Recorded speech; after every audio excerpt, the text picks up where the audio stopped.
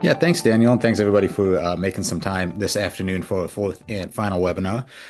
Pretty excited to introduce, I think, our general ideas. We want to give short introductions so we can save everything to so that our speakers can speak. But we will be talking about kind of a modeling 101 class. We're going to learn a lot here. At least I hope so. I know I will, having seen some of the materials already. We're going to have two different sections of the program today. First, we're going to have Jeremy Latimer, Senior Director of Rail Services with Virginia Passenger Rail Authority.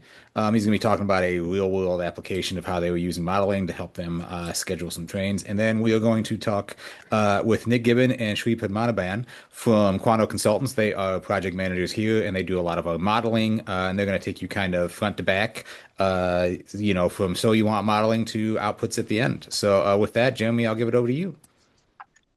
Great, thank you. You hear me okay? Yep, sure is. Okay, great.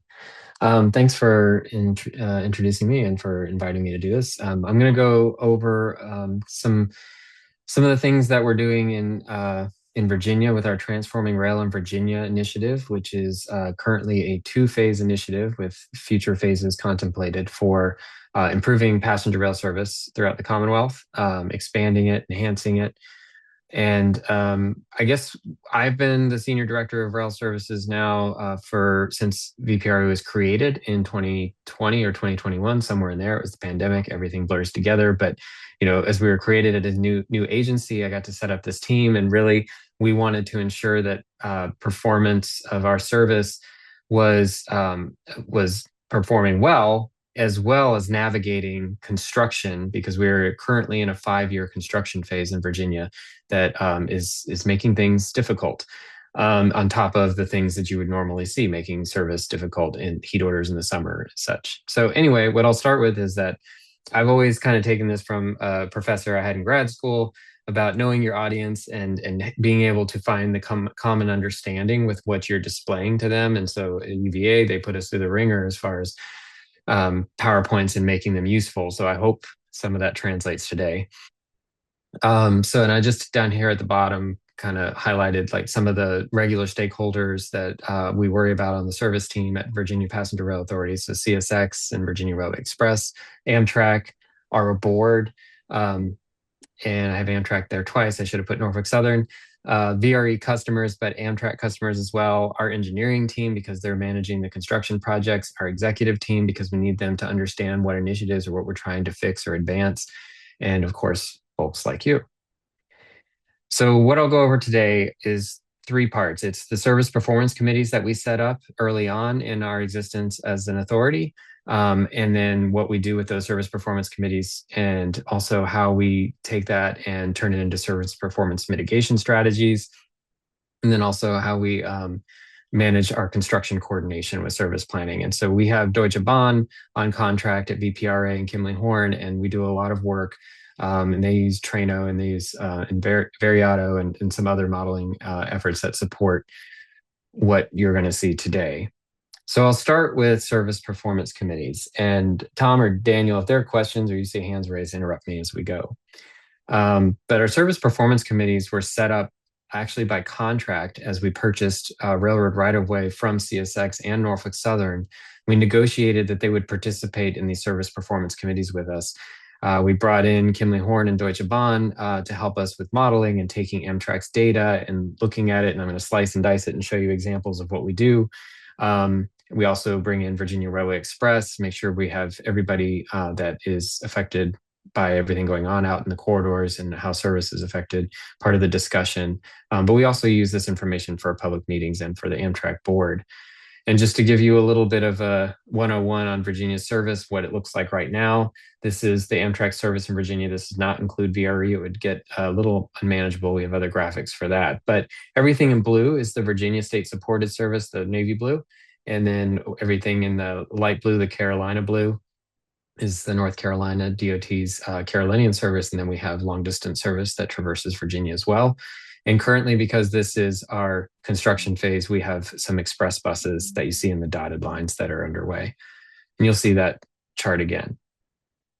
So when we talk about service performance committees, we take Amtrak's data and we download it every month, and we put it into some charts. And this is an example of one of them. This is just for the Virginia service. We also do it for long distance and for VRE when we get the VRE data. But this I call the report card slide.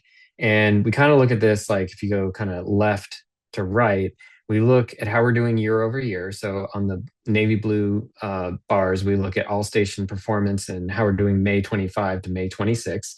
And you can see that we were about the same, actually, but there's a lot to talk about behind that because a lot has been going on in order to try and hold to that level as we've entered construction in earnest in Virginia. But one thing we do in these service performance committees is we don't talk about one-offs, right? We had a storm come through earlier this week and knock down a bunch of trees. And yes, our train 86 was 2 hours late. We're not talking about those events, though tree clearing can become a frequent and impactful event we want to talk about. We look at the data for the frequent impactful things we need to start strategizing for and get ready to strategize for them in the future as well. And slow orders right now are one of the things that we're contending with. And they are a normal part of healthy maintenance of way and construction projects. So they're never going to go away. But you can see that right now, the frequency of them and the impact minutes is what we're contending with the most. And I'll get into a little bit about that. But this is just to kind of show you where we start the conversation when it comes to our service performance, how we're doing year over year.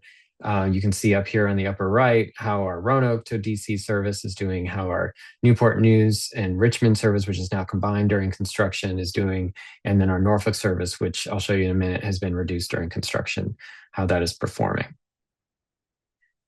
And so then we slice and dice it even further. We take all that data, and this is a lot in your mind.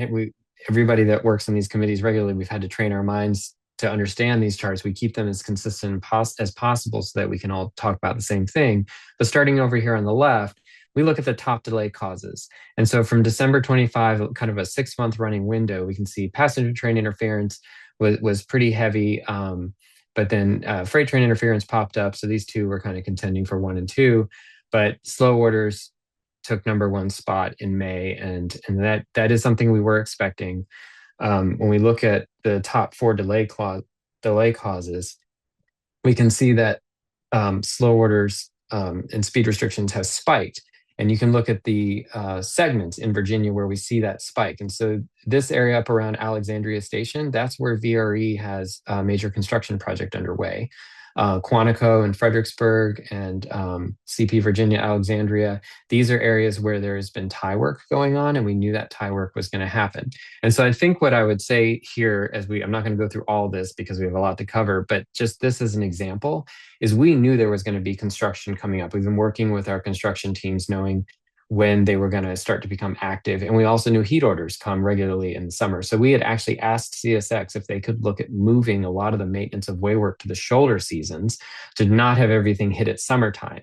So seeing the speed restrictions and slow orders start to spike in April and May was because CSX did attempt to get most of that work done earlier this year than they did in past years. So even though that might look like, well, we've got a problem starting in May and April, it actually was a sign of success in coordination and trying to not make things even worse come June, July, and August. And one of the things that I like to talk about too is how we used Amtrak's data and really started looking at Virginia, but also Washington Union Station. And one of the questions I like to talk to folks about, I would start off and ask them what they think the #1 cause for delays are in Virginia. And you can quietly think to yourself what it is. A lot of people would say freight train interference, which is not.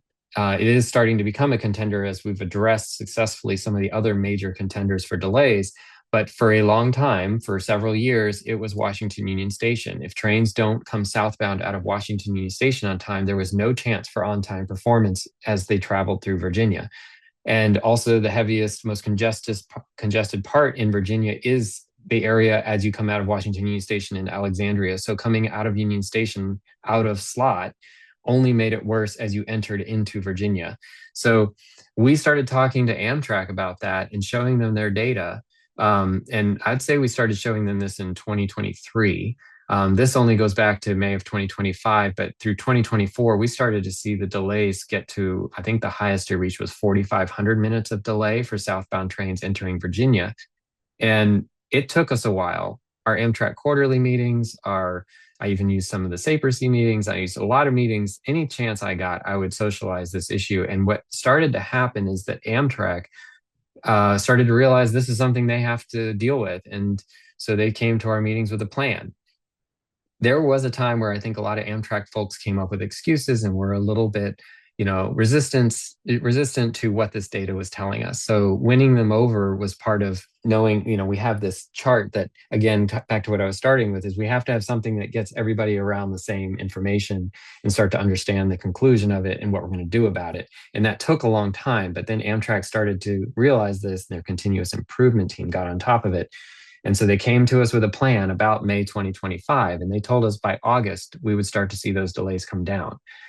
They had a staffing plan. They had a staffing plan that matched the schedule. So they were trying to line up resources with the schedule. This is something that continuous improvement spent a lot of time talking to various groups that manage trains and operations around Washington Union Station. And sure enough, by August, we saw a significant drop. And, some other things popped up as they were getting a handle on it, but this used to look like we would never see things get better. And then we saw it consistently staying below that median. And so in May, we saw the lowest point yet, where it was 463 minutes of delay total for Washington Union Station. Considering that it had been at 4,500 minutes at one point, that is a significant improvement. And we needed it by that time because our construction had started in January. So I don't know where we'd be if we were still at those levels of delay coming out of Union Station and adding construction in Virginia. And you can see we look at it by cause as well as which trains are most affected. And then we would have a lot of coordination calls with Amtrak to address those. So that was service performance committees. That's an example of what we use the Amtrak information to put into graphic slides that we can all understand the story and start to tackle things together. And so if there are no questions there, I'm going to go into the second part, which is service performance mitigation planning. So this isn't just about looking backwards and recognizing we have a problem to deal with. We also were looking forwards at, we had a lot of construction coming online and what were we going to do about it? And that involved coordination with CSX, Norfolk Southern, and VPRA Engineering, who's managing a lot of construction schedules, Virginia Railway Express, who's also managing construction schedules. They're a partner in construction. Amtrak, who has to right size or adjust the schedules. North Carolina, who's frequently impacted by our construction and has been a good partner and a good sport about a lot of the changes that are happening to their trains. And I'll just mention CSX and Norfolk Southern are also building some of those projects for us. So if you haven't heard about it, one of the centerpieces of our Transforming Rail in Virginia program is the Long Bridge project. And so that's taking what you see on the right-hand side here, the existing 2-track bridge, to the rendering you see on the left of the 4-track bridge. And there are 2 packages for this project, and it's the North package, the one that's on the north side of the Potomac River in the district. So it's not actually in Virginia, where it's so complicated, very urban area, a lot of traffic impacts, a lot of noise mitigation, things like that. And noise and vibration laws in the district prevented us from doing a lot of nighttime work. So we had to do a lot of that in the daytime. And so that was going to become a problem for service. And this is just to show you we're well underway. They're driving those micropiles into the riverbed. So this is looking north to I believe that's the Salamander Hotel in Washington, D.C., with our construction on the Long Bridge underway. So as we were working on what service mitigations we were going to come up with in order to allow the Long Bridge team some time during the day to do work, we had to realize that we're not just talking about VRE service going into a Washington Union Station every morning and coming out with a parade south for the commuters, but also the Amtrak long distance trains, which go from New Orleans up to Boston, from Chicago down to Florida. We had truly east of the Mississippi a national impact because of this project. And so there were, like, the Cardinal service became a sticking point because we could not find a time for that train to stay out of the work window and not kill the Chicago market or kill the Northeast market or affect the freight windows over in Indiana. So it became very difficult navigating this effort. And so here you see the area around the Long Bridge that we have all of our service. You can see on the left-hand side, What we're showing are the blue and red are the VRE commuter trains headed north every morning. You can see they have a parade north into Washington. You can see our Amtrak trains, which are in navy blue, and there's some long distance trains in purple. And then we have the CSX trains in yellow. What you're looking at here is we started trying to figure out, we went through a lot of iterations. Do we do two work windows? Where do we put it in the daytime? And ultimately, where we landed was this area here, a little after 8 a.m. to 1 p.m. No trains can traverse the Long Bridge while we're doing work, which is track fouling work. And the reason we settled on this is we were trying to preserve the VRE rush in the morning. We're trying to preserve our northbound trains, the for Amtrak Virginia trains. We lost a very popular train. You can see 174, where we started implementing some buses. We had to push Roanoke back. But what we were trying to do is we knew that Washington Union Station gets gummed up, just like the airlines do as the day goes on and things happen. And so we can't just have a work window right up against a time where they're probably already going to be struggling in the afternoon. So we had to leave some breathing room in the afternoon for midday trains and to get things lined up. So where we ended up in the beginning was a work window start 10, and we could get it all the way to about noon, but we still had problems with these long distance trains negotiating the schedules. As I showed earlier, we had far reaching implications because of the routes of those trains. And so this is where we landed from January 12th till March 15th. You can see we had trains that had to come up to Alexandria and turn back and go into Virginia. They could not go to Washington Union Station. So this means that VRE customers were getting off the trains and walking to the metro right next door at Alexandria Station. And then we had to cancel some of our Amtrak trains coming out of Norfolk and Richmond and started implementing some express buses. So this is where we landed at first. And we were saying last trains through are going to be these 310 and 86. And so we started watching those closely because if they're late, we need to give, if they're late at Richmond, we need to give folks in Northern Virginia a heads up not to start long lead time mobilization efforts because we're going to let those trains through even if they're late, right? So we had a lot of coordination that we had to do in order to get here and navigate and set up protocols with CSX. And eventually, by March, we had negotiated. So these other long distance trains were moved out of the work window, and the Cardinal is the one that comes. It's 3 days a week, but only 2 of the days because we don't have a Sunday work window. It goes through the work window still today. And so, I wanted to show like this. This was where we showed this to our board. We showed this to the public. Actually, we shifted on the messaging to the public. This became too technical, but it became a popular way to talk about it internally and with our partners. But what we also have a simpler way of showing is this is what our service looked like in January or 2025. You see all the navy blue Virginia trains. You see the North Carolina train and our long distance trains. And so we had 8 daily round trips in Virginia. We had 6 daily round trips of Amtrak long distance in the Carolinian. And then what we had to do is go to 6. So 8 went down to 6. And we held the Amtrak long distance trains at their 6, but we started the extra buses in the Carolinian. And what you see with here is all the schedules changed. Even though you can see the level of service looks like it only reduced minimally with 1 less train out of Norfolk and 1 less train out of Richmond. But all the schedules changed for everything in order to make this happen. It became musical trains. And I don't want to leave this subject without showing that we have to keep our eye on what the customer impact is, right? So we only have 1 morning northbound train out of Richmond now, and that train is packed full. This is Richmond Staples Mill Station, the 1 train that was leaving now just before 6 a.m. to get through the work window. And then what does it look like at Alexandria for VRE? They are not able to get all trains up to Washington, so they have to send 1 train. This train here on the left came up from Seminary Yard in Virginia.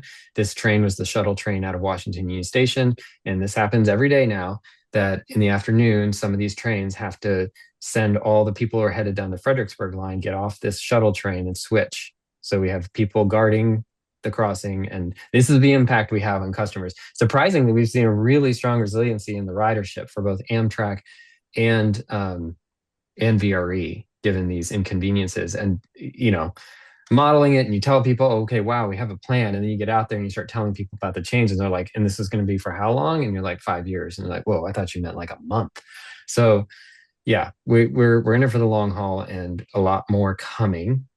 And so we're in 2026 now, but the summer of 2027 is when we're probably going to make t-shirts because that's when all of our construction comes online. That's when we have heat orders in the summertime. Hopefully maintenance of way work has been done in the shoulder seasons, but this is what we're preparing for. And so again, we keep our eye on the construction schedules and we have to somehow coordinate and show the impact to service and construction. And just to touch on what that meant for mitigation, so we have asked Amtrak to open up the cars that were closed on our consists, and we're trying to open additional ones. We've added an extra conductor because our trains are fuller now. We're trying to capture ridership with additional express buses so that we minimize the impact of ridership and revenue. That has actually been more successful than we anticipated. Even though there's mixed reviews on buses, they're on time. They use the express lanes and they get to DC quickly. So they have been a popular hybrid experience to take the bus north and come back on the train later. And so then finally, the third part I was going to talk about is our construction and service performance coordination. And this I have here, the VPRA engineering is who our main coordinator or the main stakeholder that we coordinate with, in addition to Amtrak, Virginia Railway Express, CSX, and our executive team. And so where I thought I would start with this one is just to show that we have charts like this for every stakeholder. Where are your projects? What's going on? How long does it last? What's the impact and the response? And we talk about that at our biweekly coordination meetings and try to keep this up to date and know how the impact will look. And we started coming up with report cards because everybody likes to say, oh, our project's not going to affect service, right? They try and minimize it. But there's really, if you're doing a project, you're going to have some impact, and they do collectively grow to large impacts. And I can talk about that more, but what we wanted to do is establish kind of a report card that we can talk about that.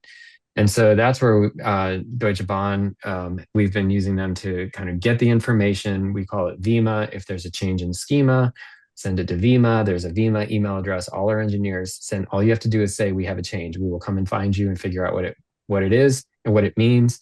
We'll model things, and we want to know what the construction activities are. So on the left-hand side here, you can see this is Alexandria Station, where VRE is doing King and Commonwealth bridge work to expand underneath the bridge while they're also expanding for the four tracks.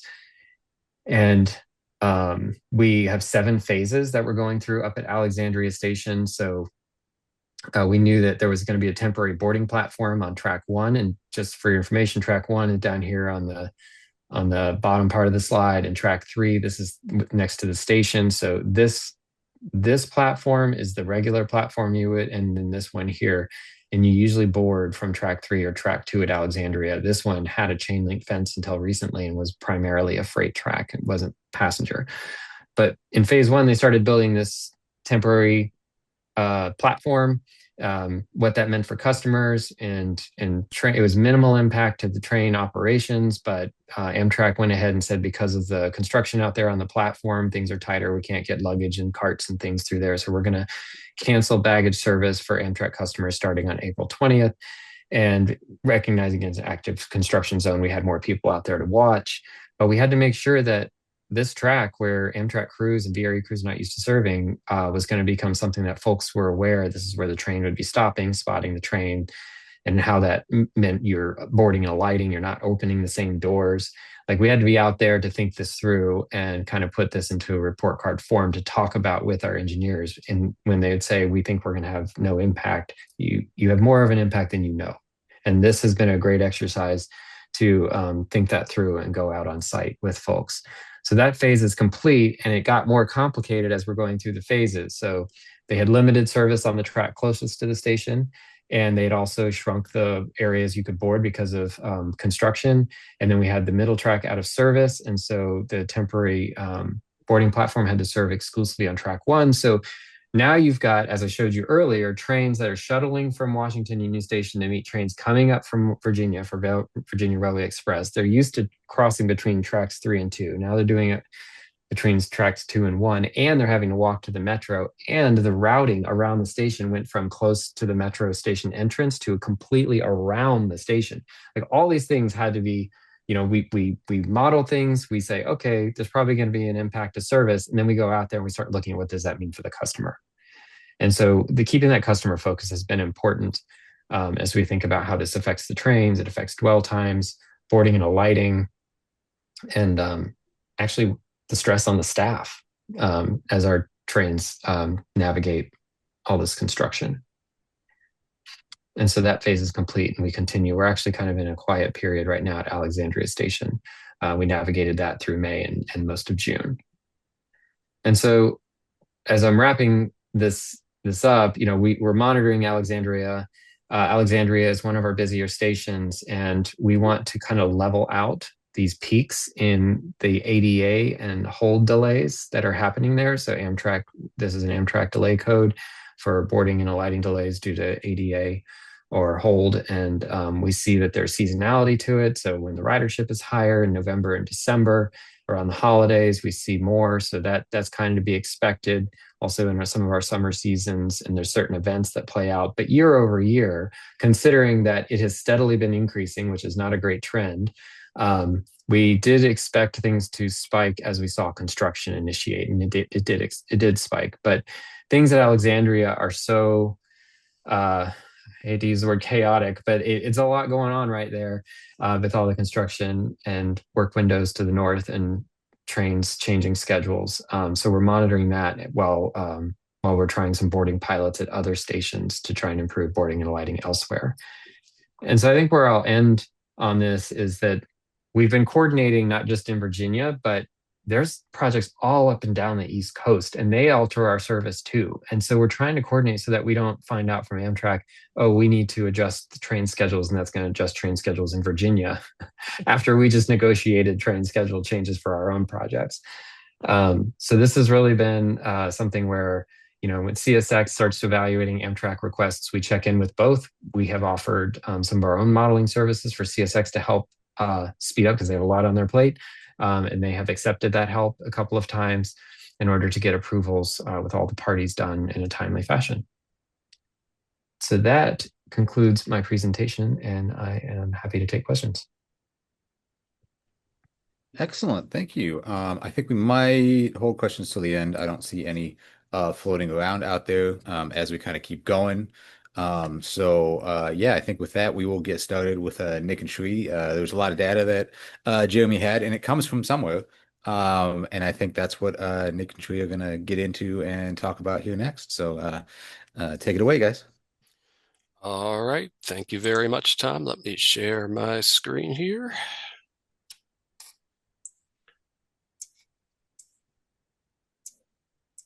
And there we go.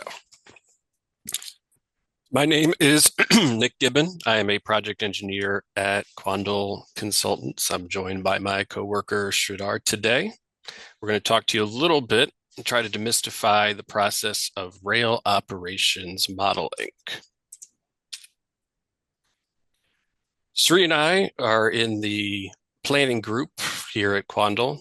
Quandl is about a 35-person consulting engineering firm in Chicago, based in Chicago, I should say, with some offices in other towns, mostly, but not exclusively in the Midwest. Our firm has three major divisions: the planning, design, and the structural groups. I'm part of the planning group, and much of my work involves operations modeling.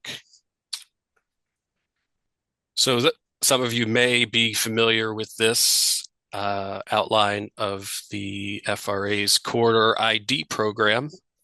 If not, you probably will be getting there pretty soon. This is sort of a layout of all of the work that takes place in the Corridor ID program to prepare a service development plan for a new or expanded intercity passenger rail service. And you can see operations analysis falls under task 4, the transportation planning task, which seems to be so far the most labor intensive and time-consuming part of the whole Corridor ID process. This is where you really start to have rubber meet the road and start to experiment to see whether the plans that your project sponsor has are going to be realistic and what is going to be involved in bringing them to reality. The operation analysis process can be sort of divided into some fairly broad steps. The first one is figuring out your project goals and problem statement. Are you trying to start a brand new intercity passenger rail service from scratch? Are you trying to improve the operations of one that's there? Are you trying to expand an existing service to offer more frequencies during the day? Next step is understanding the existing network. For the most part, while Corridor ID can be used to start a passenger rail service on a brand new line, for the most part, you're probably going to have projects where you want to start passenger rail service or expand it on an existing railroad that is generally owned by a freight carrier, and just learning about what goes into their operation and figuring out, importantly, how much of it do you feel you need to model to get accurate results. Sort of the general rule of thumb that we use at Quandl, but it is not set in stone by any means, is that you want to model the entire area that your trains are going to be running on, plus an additional control point on either end beyond that. But depending on the characteristics of your network, you may need to do more than that. Then next thing, and this is what I'm going to talk about, is developing the base case, the no-build scenario, and basically creating the very first model of the network you're going to be modeling and making sure it is accurate and up to date. I'll go into what goes into that in a little bit. Beyond that, you're going to, once you have your base case, you are going to start identifying possible infrastructure improvements that may enable you to achieve your project's goals, which you will then test. You will then add those ideas to variants of the base case called build scenarios, where you actually get to test and see, will this new siding, will this new interlocking, will this new track enable me to achieve my project goals? You will obtain and analyze simulation results, and from those, you will come to your conclusions and make recommendations in your service development plan to how to proceed. So your main instrument to make this happen is your operations modeling software. There are a couple of them out there, but the one that has sort of taken on the biggest market share, at least in the sort of freight passenger mixed use environment in the United States, is Rail Traffic Controller, also better known as RTC. And RTC is a software used to simulate the operation of railroads in the real world. It is basically a virtual railroad. It is powered by the data you put in and RTC's proprietary dispatching logic, which is based largely, if you went to engineering school, is based on one of my least favorite classes, differential equations. They are very hard to learn, but they are absolutely essential to just about every kind of science and engineering out there. You may have been hearing the term digital twin in the media and other places, maybe some industry events in recent years. It's becoming more in vogue, and RTC is to some extent a digital twin. Not entirely, but if you have an understanding what a digital twin is, this is basically what that is. So the most crucial part of the whole operations analysis process, I think, is developing your base case, the no-build scenario, basically taking what is out there right now and building an accurate virtual version of it. And to do that, you take your two major types of inputs. You have your trains and your infrastructure, and you put them together and you get an RTC model. This one is one we are using have used in the past to model traffic between Chicagoland and Milwaukee. It's been there's a Amtrak service called the Hiawatha that runs between Chicago Union Station and Milwaukee. And it has been a long-standing goal of IDOT and WISDOT to expand the number of round trips offered. Right now it's 7 a day. They would like to go up to 8, 9, possibly even 10. So what type of infrastructure am I talking about? Well, everything that makes a railroad go. So main tracks, sidings, switches. Your source for getting that information is generally going to be track charts that your host railroad, usually they will require you to sign an NDA, but they will provide to you copies of their track charts with explicit instructions, not let anybody else see them. And from that, you will get all of these features. So signals and signal blocks, that's a big one. Takes a lot of programming in RTC to get those correct. Passenger stations, diamonds with other railroads, all curves and grades. This is a very important input. Not so much in the as much in the Midwest because territory is pretty flat out here, but certainly in other parts of the country, curves and grades will be very important for train performance. Speed limits for every section of the railroad, grade crossings, and to some extent, yards, although you don't want to spend it, you don't get anything out of building the whole yard in RTC. I usually just create a few leads just in case I have to simulate freight trains moving in and out of there. But your main focus is going to be the mainline infrastructure. Then this is, I think, the more challenging one. You need to get traffic data from your host railroad and analyze it and figure out what is a representative sort of train schedule for them for about a week's worth of operations. That is what you're going to put into RTC. So the kind of data you're going to be looking for is for inputs, train type and priority. In the last few decades, freight railroads have come up with a pretty broad spectrum of train types and priorities. Yes, they still have the low priority things like, coal, low priority manifest, grain, but then they also increasingly run trains that they give a higher priority to, such as intermodal trains, and the most important of all, what are called Z trains, Z like zebra, Z trains. These are the highest priority trains that a freight carrier will run, and they will try not to hold them for anything if they can possibly avoid it.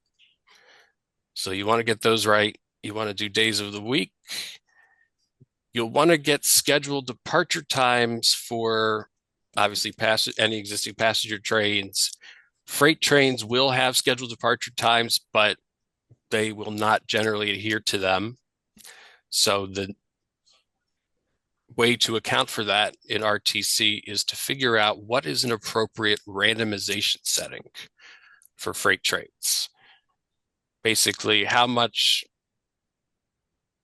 does their actual departure time in the real world vary from their scheduled departure time typically?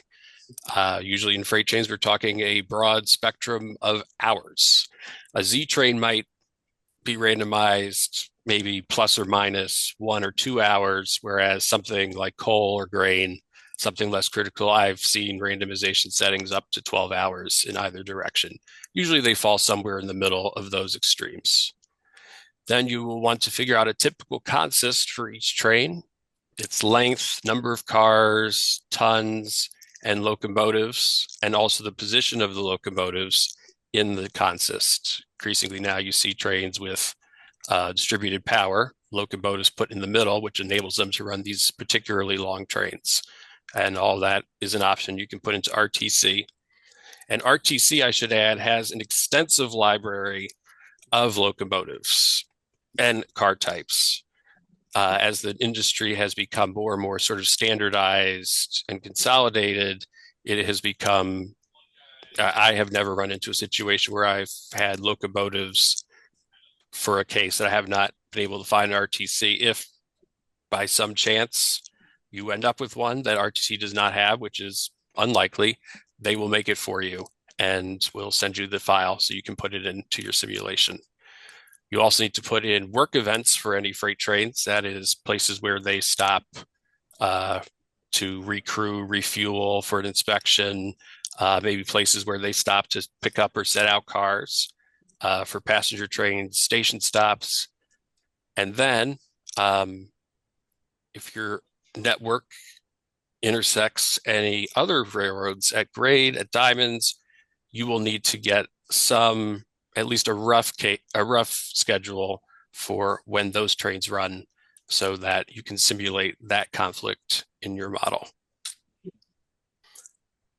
So once you have all of that together, you are going to what we call dispatch your model, dispatch your trains. We typically simulate between 5 and 7 days of operation. In addition, we also have a buffer on either end called a warm-up day and a cool-down day. The purpose of the warm-up day is to charge up your network, if you will, with traffic so that when you get to the actual start of your analysis period, your trains are going into your network in a realistic state. You don't want to send trains into a completely empty railroad because that's not how it is in real life. And what happens is RTC attempts to run the trains based on the schedule that you put in and applies the randomization settings. Invariably, there will be conflicts that ensue when two or more trains try to occupy the same track at the same time. And RTC will use its internal logic to resolve those conflicts. And it takes into account priority of the train, the remaining time left on the train crew's schedule, which or duty day, I should say, because they are limited to a certain number of hours per day, and the effects of the network on a whole with each solution that it comes up with. Eventually, it finds the optimal one, and it keeps going, and eventually makes its way through the period that you put in. And you will get some results, which we will talk some more about in a little bit. So before you move any further into the process, you need to calibrate your base case with real world results, which again, you will generally get from the host railroad. And your job is basically to make sure that your model is a reasonably accurate simulation of what goes on in the real world. The most common metrics that you use to calibrate are generally average train velocity, miles per hour for freight trains, and on-time performance for passenger trains. So you go back and forth and see where the model seems to be performing accurately, where it is not, and you adjust your inputs as needed and redispatch until you get something that you and your host railroad are confident with. And from that, you will then start to experiment with further scenarios that Sri will talk about in just a minute. It will never be perfect, but you can get it very close. When I was an intern at a class 1 in network planning and operations, our goal was to get within plus or minus 5% of real world velocity. If we got that, we were pretty confident in the base case, and we're confident in the results that come out of cases that are then developed from that base case. That concludes my part of this presentation. I now turn it over to my coworker, Sri, who will describe what happens after the base case is ready to go. Sri? Thanks, Nick. Hit next slide. So once the base case is set, like we've calibrated it, and with all like enough QC done, and we have either the blessing of the railroad or we maintained it as close as real world. Next is we start with our proposed models. Before that, depending on like what kind of project it is, say for example with Hiawatha service that's from Chicago to Milwaukee that Nick talked about, One of the things that IDOT is looking at is introducing additional round trips, like 1 to 3 additional round trips. Today, they operate about 7 round trips a day. So this is where if we want to look at additional round trips, we'll do something called a schedule analysis. So next slide. So a schedule analysis, it basically, if we want to introduce a completely new service or expand the existing service, right? The question is like, how do we do that? Like, how many trains do we need to, if it's a new service, say a new commuter line or a new long distance Amtrak service, how many trains per day? And what would be their schedule? And then how will they operate? Like, what kind of train, like what locomotive will they have? How many train cars, like coaches? And they also need like a crew, right? And the crew also has to be, usually it's matching with the rail, like the train set, because once they reach the destination, there is often a crew change, kind of similar to airlines, where you have a plane, but a crew adjacent to it. So once we answer all these questions, then we know like what schedule to have. To answer these questions, if you go to next slide, um, we have something called train performance calculator, or TPC, in RTC. So what it does is, once we build the network in RTC, right, and we add a passenger train, usually like we'll add all of it. We'll add the locomotive, we'll add the coaches, and we'll add how many passengers each coach would have on an average. So what it does is it TPCs use that property of a train, the type, quantity, like number of locomotives per train, the position, all the coaches, and it takes the grades and curves and everything else, and it'll generate, like it'll simulate a typical runtime. So, and that runtime is usually like the shortest or the fastest runtime possible in that infrastructure. Like kind of like how Google Maps, assume like a Google map with no traffic. You're driving at like 2 a.m. somewhere with zero traffic. That's your fastest distance you can reach based on the speed limit you have on the road. So TPC is that.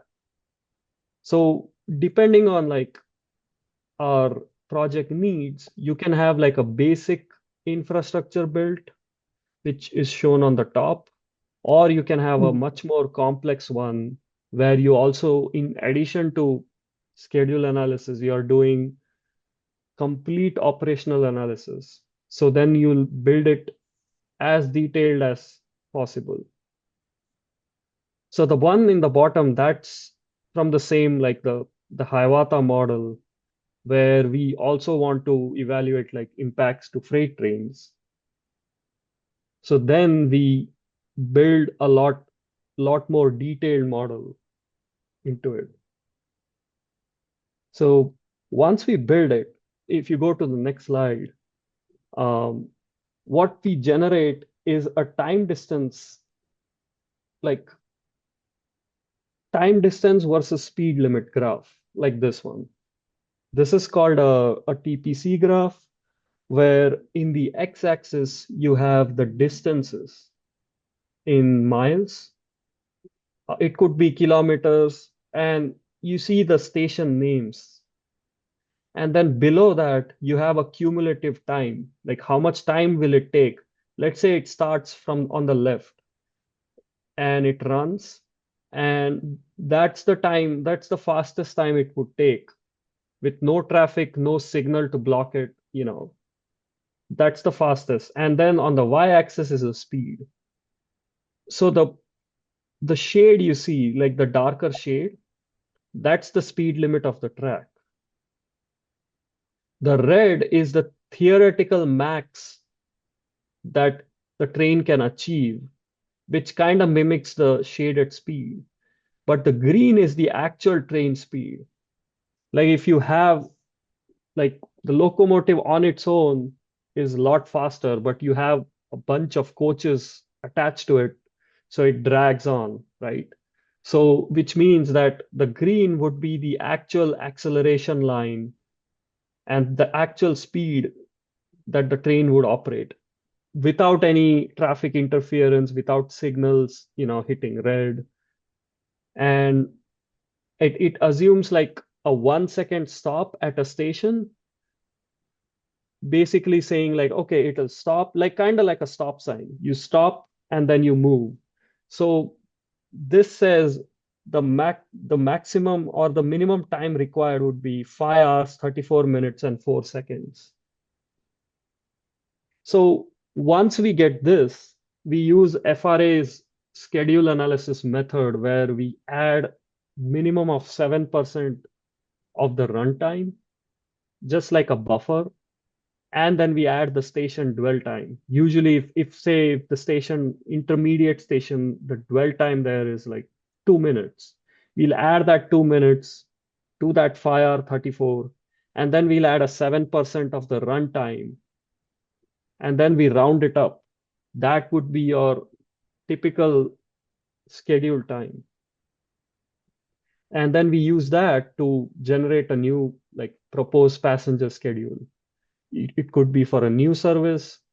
It could be to improve our existing service, like come up with a better schedule. And this one is a more simple one where we have one station. There are services with like 7, 8 stations. So you'll have a lot more dwell times added. So once we do that, next step, if you go to the next slide, next step is identifying, okay, now we have a proposed schedule. We have a, like, say today you are running 4 round trips to, like, and you want to make it 8 round trips, or today there's no passenger train, tomorrow you are adding a 4 round trip train. What do we need? What infrastructure do we need? So we identify those infrastructures. Usually it's based on where these passenger trains meet. For like because when they meet, they cannot meet on a single track. It has to be like a siding or a double track. And then you add in like, oh, that there is already a lot of existing freight traffic happening. Then you need to figure that out as well, right? So let's give you an example, like on the top there, right? That is what is existing. It's a single track with a siding, and that 351, that's a train. So the 351 is operating in a yard. So the rest of the tracks that you see, those are like yard tracks. What it does is it comes from the main line from right to left, let's say east to west, and it drops off bunch of cars, it picks up bunch of cars from the yard. So it's doing this is what we call a switching operation. It's doing that, but it's a long train. Freight trains are like a mile long or even longer, sometimes 2 miles long, which means that often it'll come into the main line and just block the whole line. So today, if there is no passenger service, it's fine. But tomorrow, if you introduce a commuter line, which runs train every hour, that's a problem. Because if this freight train, say, blocks the line for 2 hours, that's going to be a big issue. So then what we do is, okay, we identified this is a bottleneck. So we need to put more infrastructure here. So if you look at the bottom, there we see we made it a double track with control points. At a place called Sullivan, we have what we call a universal crossover, which means that the trains can switch tracks there. And there is another crossover on the west of it as well. So that way, the freight train is just fouling or occupying the north track there, while the passenger train, which you see on the south called GTCR, that can use the south track and keep operating. So if you go to the next slide, I don't know if, can you play this? So this shows like an animation that RTC generates to see how it's happening, right? That freight has blocked one line, but that doesn't mean that the whole network is blocked. All the passenger trains, this is a proposed commuter service. This is a different project, but the commuter service is using the south track to traverse through. So this is where we check, oh, okay, so the proposed infrastructure that we added, it works. It basically eliminates that bottleneck or makes it better. So if you go to the next slide, there is another way to look at this. That is the time distance graph. This is like one of the most common ways to look at like the whole network. I know this looks really messy, but this is the Chicago-Milwaukee line, and you can see like how many trains operate. It's a busy line. So if you see like the blue lines, which are a lot denser, that's the Metra commuter service that they operate. The everything else, which extend all the way to Milwaukee up north, right? And Chicago is in the south. The red, the brown, the pink, the green, that's all freight. Those are freight trains. And then the orange is the Amtrak service. So this is what's there today, 7 round trip. So tomorrow, if we say, oh, okay, let's introduce a 10 round trip train, the schedule analysis which we did, we'll run that and see how a 10 round trip train would operate. Now, this already looks full, which means that we cannot introduce a new service without disrupting the existing service, which means we'll have to shuffle the existing service around to fit in more trains. And when we do that, we can see like where these trains meet, and those would be our bottlenecks. This also shows like if a train is delayed. It's her right there. That's her. Oh my God.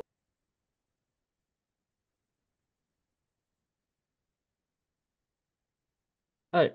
So yeah, so this is where we can see like where the bottlenecks occur, and if our proposing improvements alleviate those bottlenecks. So if you go to next, once we figure that out, like, oh, okay, we know now where we have to introduce the proposed cases, right? So then we start building the proposed RTC model. So if you go to the next slide, on the top, that is what we call a track schematic, where we show, so the black line you see, that's the existing track. The green and the blue are what we call a proposed track. Blue is basically like track modified. So today it's a siding. Tomorrow we'll upgrade it to main. A siding speed limit is like 40 mile an hour. A main line could be like 79 miles an hour speed limit. So we'll upgrade the track. And then the green doesn't exist today. So we are saying we'll build a new track next to the existing, make it a double track. That way we have like more infrastructure to run the trains. And in the bottom, you see what it looks like in RTC. Both are the same. It's just how it looks in RTC, where you introduced a new track, you upgraded a control point um, with like crossovers. Sometimes you even upgrade the existing track speed limits. Like often, like freight trains or the freight railroads, they operate at like FRA track class 1 to 4. Um, and a lot of passenger trains would need to upgrade to minimum of 4 and above, like 4, 5, 6. So this is proposed case. Once we build that, next step, like Nick talked about, we start dispatching those proposed cases, same as base case, and we start generating RTC results. So if you go to next slide, there are a few direct RTC outputs, which are average speed, which is the average speed of the train based on each train type, average passenger train speed, average freight train speed.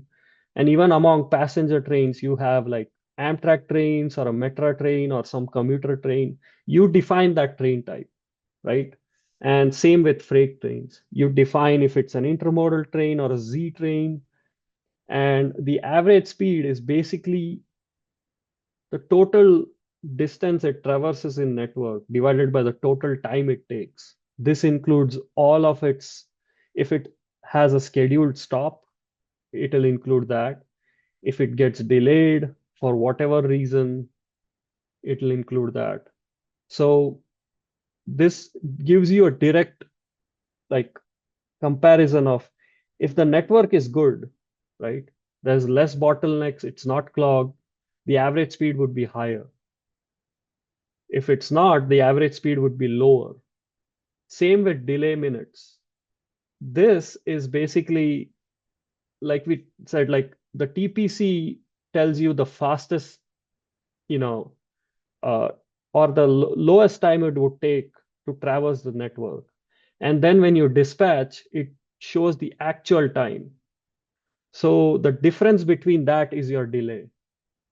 Like say it takes the Amtrak train an hour and 20 minutes, but the fastest time is 1 hour, then the delay is 20 minutes. So these two are direct outputs from RTC. And in short, and what we do is we'll compare the average speed and delay minutes of the proposed models where we built a new schedule, more infrastructure, and we compare it with the base case. And our goal is if our proposed case is at least same or better, if not better, than the base case model, that's good. Our aim is to make it better than what it is today, but at the very least, not make it worse. So higher the average speed, lower the delay compared to base, that's a win. And we can sort it, like I said, we can sort it with like train group, which is freight or passenger, or specific train types that we can define. We can separate it based on what we want out of it. And the visuals, sometimes we can generate, like we showed, we can generate some animations. We can show the time distance graph to see how that really works. So if you go to the next slide, so on the top, you see those are the direct outputs, right? Where you see the average speed. So the dark blue, that's the base case. Today, it operates at some speed, and you see that like there's a lot of delay in, this is a Michigan line from Chicago to Detroit, where they operate Wolverine and Blue Water services, Amtrak. And you see that today there's a lot of delays. And this is based on like the base case, like existing world. And then you see same thing with delay minutes per 100 train miles. You see like the existing trains get a lot of delays. But then when we add some proposed infrastructure to improve it, suddenly the average speeds go up. And then in the delay, you see that the delay has significantly reduced. This is a good indication like, okay, our proposed infrastructure does work. And based on like the alternative 1, 2, 3, that's deciding like, okay, which alternative would be the best to implement. This is one of the decision making, like one of the key points to look at on like what proposed infrastructure to build. The others, of course, are engineering challenges. How much would it cost? The environmental impacts. So whole thing is part of the planning process. So this is one of them. Now, the bottom graph there, that is not directly obtained from RTC. That is something that we indirectly get. We get some results. We have to do some analysis using Excel or some soft like coding. And the most common one is the customer on-time performance for the Amtrak trains or commuter trains. So this is another example where we see, okay, if we either improve the schedule or improve the infrastructure, we can improve the customer on-time performance compared to existing. You see that the Saluki 390 and 391, and overall, there is an improvement. Then we say, okay, this proposed infrastructure works. This is how we'll like, this is how we quantify in operations, like, okay, this is what works. So based on this, if you go to next slide, the next step comes in where we conclude or we give out some recommendations. So if you go to next slide, so what we usually will recommend is like we'll observe like what the current operation is. We might recommend some changes in how the trains are operated. That could include like having a proposed schedule for passenger service, or it could be change in the way some of the freight lines operate to make it more streamlined. Or we have like an infrastructure package, like we showed in that proposed track schematic, saying like if you add these things, a new track or a new siding with some control points, increase the speeds, that could help you out, or a combination of 2 or 3 of those. And that is what we give to IDOT or MDOT or state DOTs, FRA or Amtrak, whoever asks us. We say, okay, this is how we can improve it. So if you go to next slide, so this is like a metaphor for saying like we cannot travel to the future and see how this works, but what we can do is simulate the future as close as possible and see that this is like a disclaimer saying like, yeah, of course there is some like might be some errors, but our goal is to eliminate or like reduce that errors as much as possible. And simulate that future and see how this will work. And that's basically how operations modeling is. And that's it.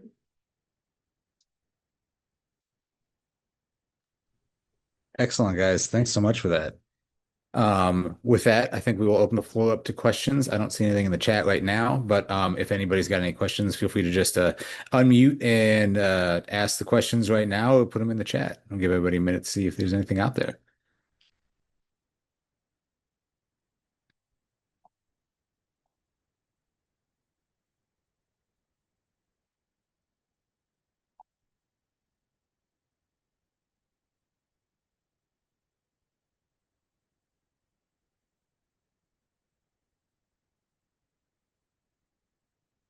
Quiet today. Excellent job, everybody. Daniel, I don't know if you want to take it and do the last bits that you have about the paper and go from there. Thanks so much, Tom, and thanks so much to our presenters, Jeremy and the folks at Quandel. I really appreciate today's presentation. I thought it was extremely informative.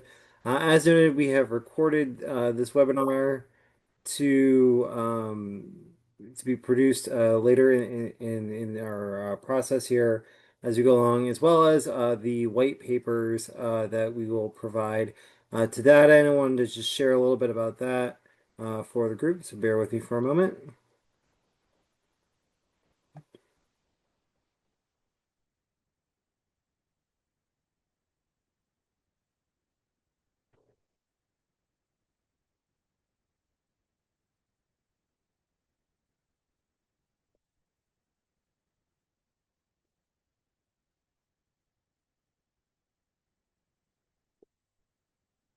So as you can see, we have created this lovely page here with our 3 papers that we've produced so far from the first 3 webinar series on section 130, the high incident grade crossings and construction and maintenance agreements. This page will be posted on our AASHTO website in our Council on Rail Transportation Communities group.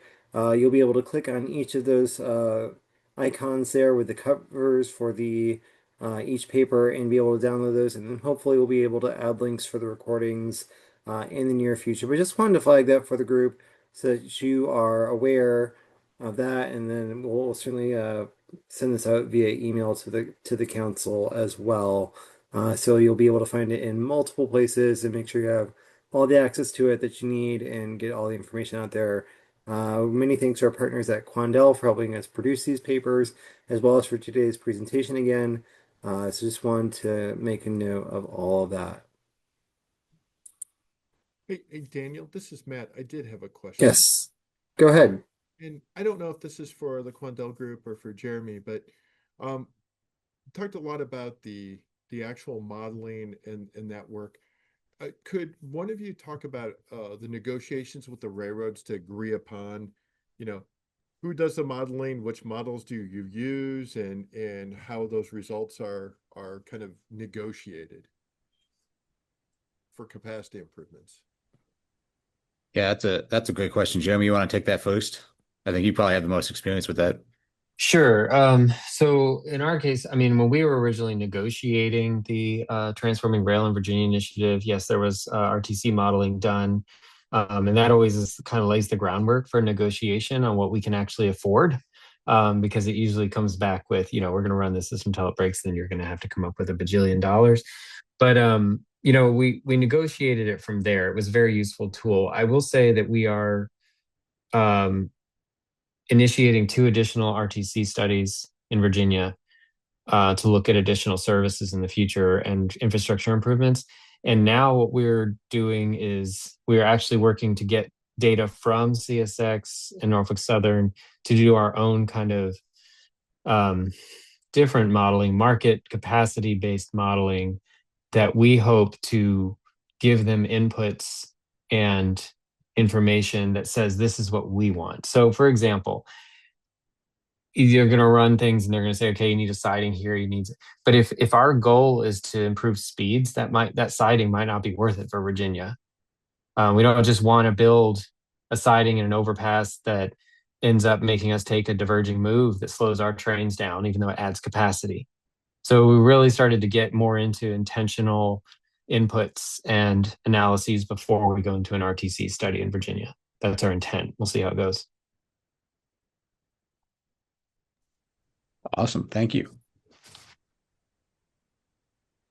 I'll just add, Tom, that we're finding with these corridor ID projects that we often need to build in budget to reimburse the host railroad will often ask for reimbursement to have their own consultant look over what we have done and just make sure that we did a sound job with it and that they agree with it. So yeah, you can expect to have your work cross-checked, and the project sponsor is probably going to have to pay for that. And to add to that, they would also require some proposed improvements of their own that would like the railroads would negotiate like something that they want out of this. So which becomes part of the project.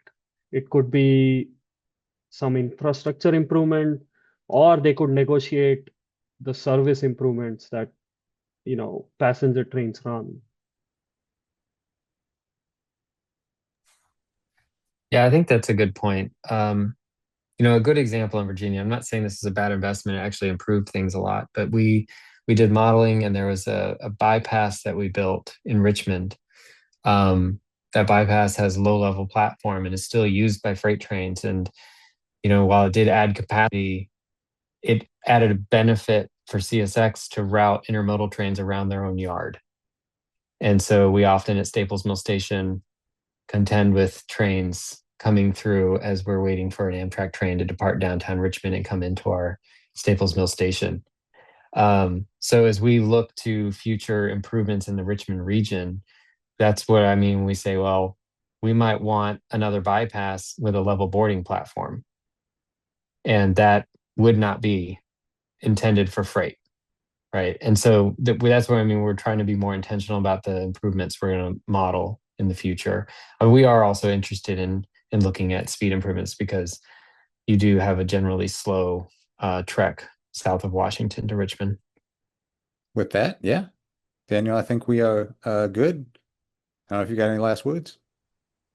Just once again, thank you to everyone for participating in today's webinar. Again, we'll have all those resources that we mentioned available via email and online. So just be on the lookout for that. Again, thanks so much for joining us through this series. It's been great to produce this with our partners and across the states and industry. So thanks so much, and we'll see you later.